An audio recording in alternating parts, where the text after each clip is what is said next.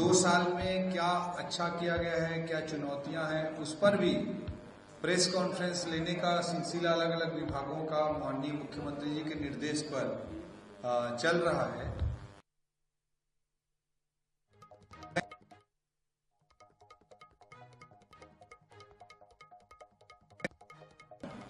और यहाँ पर उपस्थित हमारे क्रीड़ा जी, भारतीय जनता पार्टी के प्रदेश के महामंत्री आदरणीय अखिल, हमारे पार्टी के प्रवक्ता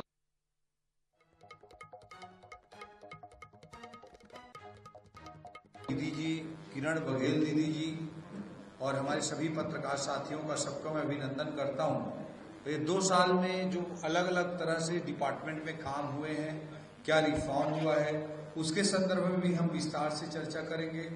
गाइडलाइन में जो अभी बातें चल रही उस पर भी चर्चा करेंगे और कल जो केंद्रीय मूल्यांकन बोर्ड होता है पंजीयन का, उसमें जो निर्णय लिए गए हैं संशोधन संबंधी आप कह सकते हैं, उन पर भी चर्चा करेंगे।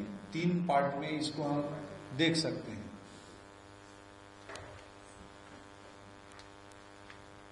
दिख नहीं रहा है तो यहीं से हार्ड कॉपी देख रहे तो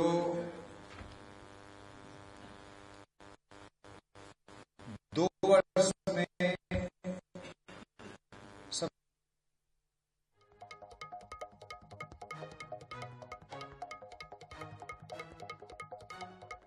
देश के लिए एक सॉफ्टवेयर है जो एक बड़े रिफॉर्म करते हुए, डिजिटाइज करते हुए NGDRS सॉफ्टवेयर को भारत सरकार के द्वारा इंट्रोड्यूस किया गया था। बट हमारे छत्तीसगढ़ तो कई बार डेटा का भी इशू एक रिस्क रहता, हालांकि टेक्निकली वो फुल प्रूफ था, फिर भी एक थोड़ा बहुत रिस्क रहता था। दूसरा, काफी पेमेंट करने पड़ते थे प्राइवेट सॉफ्टवेयर वाले को। तो सबसे पहले हमने आते ही भारत सरकार का जो फ्री में निःशुल्क सॉफ्टवेयर उपलब्ध है, राज्य सरकार को होती है, उसको अडॉप्ट करने का काम किया। दूसरा, जानते हैं कि मोबाइल ऐप सुगम ऐप का इंट्रोडक्शन पंजीयन में किया गया हमारी सरकार बनने के बाद एक बड़े रिफॉर्म के रूप में। इसका मूल उद्देश्य था कि कोई व्यक्ति एक जगह की जमीन को दिखाता है कई बार क्रेता को, ग्राहक को, और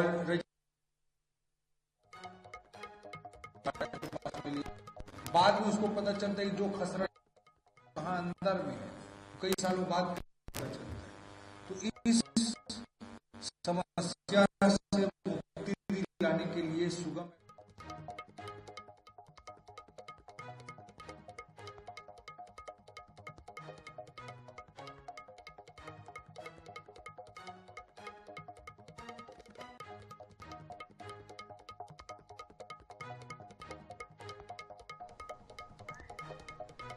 वित्त मंत्री ओपी चौधरी को सुन रहे थे आप। अभी भी प्रेस कॉन्फ्रेंस जारी है। गाइडलाइन दरों के पुनरीक्षण के संबंध में जो सुझाव मिले, ज्ञापन और प्रस्तावों पर व्यापक परीक्षण के बाद केंद्रीय मूल्यांकन बोर्ड बाद में पलट नहीं सकता कि ये पता चला कि दूसरा खसरा का जमीन है, ये नहीं होता है। तो एक बहुत बड़ा रिफॉर्म के रूप में इसको लाया गया था। इसी तरह से माई डीड मॉड्यूल लाया गया। डीड बनाने के लिए बड़ा टेक्निकल काम माना जाता था, कई बार हमको दूसरों की मदद लेनी पड़ती थी। बट माई डीड मॉड्यूल जो लाया गया ऐप में, उससे ऑटो डीड बन जाता है। उसमें धीरे धीरे लोग उपयोग करना चालू करेंगे। अभी भी आदमी को थोड़ा डर लगता है कि मैं सही कर रहा हूँ, नहीं कर रहा हूँ, कुछ गलत तो नहीं हो जाएगा। लेकिन आप देखिएगा कि आने वाले समय में लोग धीरे धीरे अपने से ही ऑटो डीड का उपयोग करके बिना किसी की मदद के भी कर पाएंगे। गाइडलाइन उपबंधों में अनेक प्रकार के सुधार किए गए, इस पर मैं आऊंगा। वृक्षों को संपत्ति के मूल्यांकन से मुक्त करना, ये भी एक बड़ा रिफॉर्म है। जैसे रिफॉर्म की जब हम बात करते हैं, आदरणीय प्रधानमंत्री जी भी लगातार बोलते हैं कि जो भी पुराने एक्ट हैं, कई एक्ट अंग्रेजों के जमाने के एक्ट हैं, तो उसकी पुनर्समीक्षा हो। प्रधानमंत्री जी कहते हैं उसकी पुनर्समीक्षा हो, आज की समय के जरूरतों के अनुरूप उन एक्ट्स को हम संशोधित करके समाज में लाने का काम करें। कई चीजें गुलामी की दास्ता से पीड़ित हैं, कई चीजें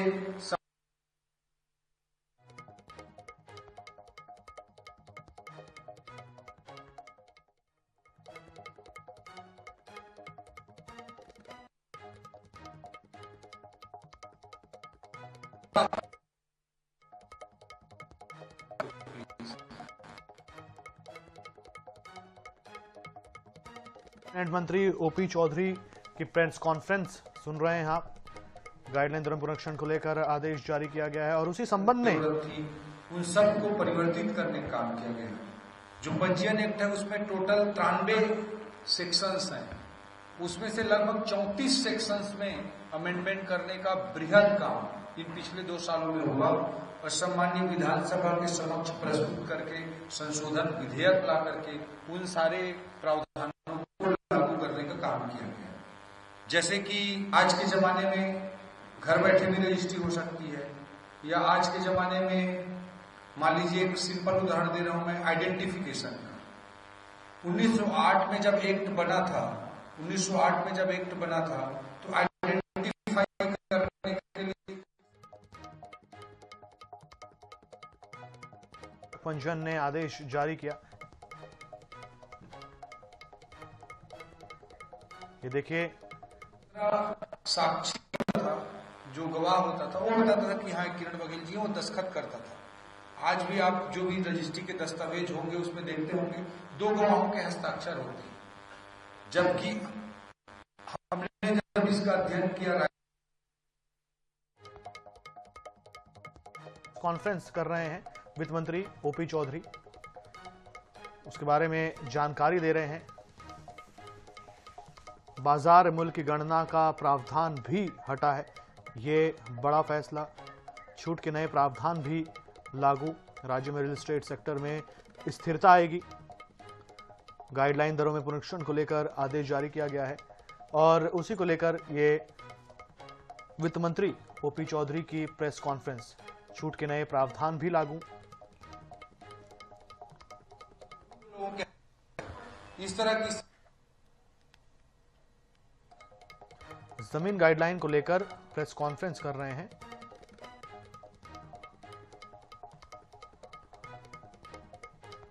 मान लेता है उसका एक टेक्नोलॉजिकल एक मॉडल है कि भाई हमारे आंख के आइरिस को या हमारे थंब इंप्रेशन के आधार पर हमारी आइडेंटिटी हो जाती है।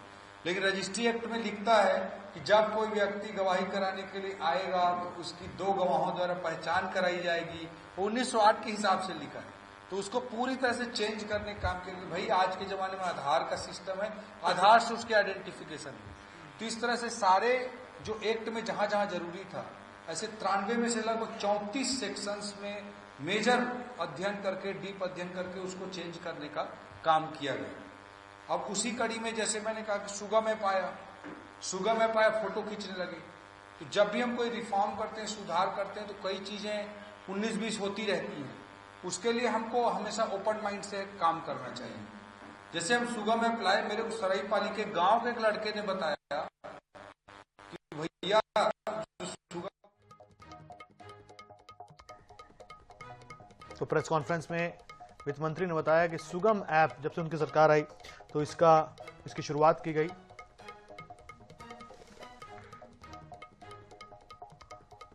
फोटो खींचा थे तो केठा पेड़ थे फोटो में दिख जाते, तेकर बर पेड़ के जो पंजीयन शुल्क लागना है, स्टाम्प ड्यूटी जो भी लगना है, ते लगत है। अब तेकर बर रजिस्ट्री करा पहली पेड़ ल काट दे, तो ऐसे कई हम तो सोच के किए थे। सुगम में लाने का पर्पस था कि भाई इस जगह की जमीन को दिखा के दूसरी जगह की जमीन की कोई रजिस्ट्री ना कर दे और क्रेता के साथ कोई धोखाधड़ी ना हो जाए, ये उद्देश्य था उसके पीछे।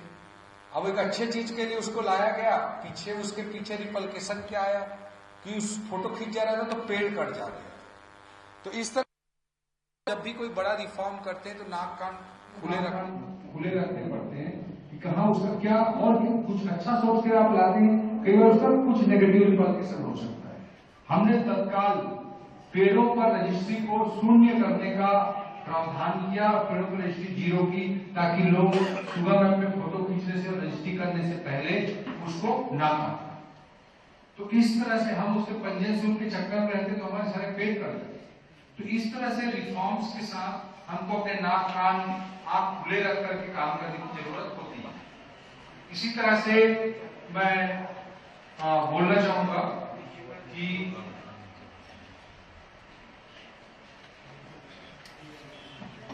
कि जो अपॉइंटमेंट का प्रावधान करना उसका भी किया गया।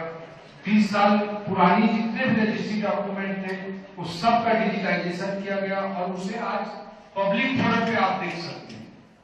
जो भी पिछले 30 साल के रजिस्ट्री डॉक्यूमेंट्स हैं उसको ऐप के माध्यम से कोई भी व्यक्ति पब्लिक फोरम पर देख सकता है, पूरी ट्रांसपेरेंसी के साथ देख सकता है। जब भी कोई व्यक्ति जमीन खरीदने जाता है तो उसको तो सोचता है कि भाई उसका पुराना हिस्ट्री ठीक है कि नहीं है, लेकिन हिस्ट्री ठीक है तो उसके लिए वो पटवारी के, राजस्व विभाग के, आरआई साहब के सबको चक्कर काटना पड़ जाता है। वो भू अभिलेख शाखा में जाकर, रिकॉर्ड रूम में जाकर के रिकॉर्ड खोलने पड़ते हैं। तो ऐसा सिस्टम क्या है, किसी को कोई जमीन खरीदना है तो उसकी पूरी हिस्ट्री दी जाए, वो ट्रैक कर सके। इस दिशा में पिछले 30 साल के सारे डॉक्यूमेंट्स को डिजिटाइज करने का काम किया गया। सतर्कता प्रकोष्ठ का गठन किया गया कि भाई एक सेक्शन रजिस्ट्री डिपार्टमेंट में, आईजी ऑफिस में ऐसा रहे जो कोई चीज गड़बड़ हो रहा है, गलत ढंग से रजिस्ट्री कर दी जा रही है, गलत पैसा ले लिया है, उसका ही जांच करने का काम है। उसके लिए सतर्कता प्रकोष्ठ बनाने का भी काम किया गया।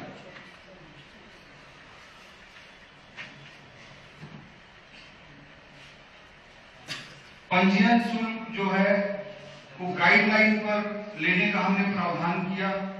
आप सभी लोगों को पता है कि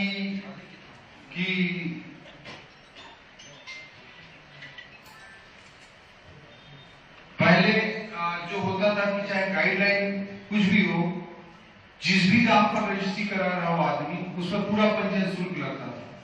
हमने पंजीयन शुल्क को 0 करने का निर्णय लिया, जो गाइडलाइन के ऊपर रजिस्ट्री कराई जाए, ताकि पक्के पैसे पे ट्रांजैक्शन को, फॉर्मल इकोनॉमी को मजबूती मिले और काला धन का उपयोग कम से कम। कोई अगर पूरे पक्के पैसे से, अपने अकाउंट के पैसे से खरीदी कर रहा है तो अभी भी हमने पिछले बजट में जो प्रावधान लाया उसके तहत गाइडलाइन से ऊपर का जो रेट है, अगर मान लीजिए किसी जमीन का रेट मान लीजिए 20 लाख। तो वित्त मंत्री ओपी चौधरी को सुन रहे थे आप, प्रेस कॉन्फ्रेंस कर रहे हैं जमीन दरों में जो गाइडलाइन जारी की गई उसको लेकर। रुकेंगे एक छोटे से ब्रेक के लिए।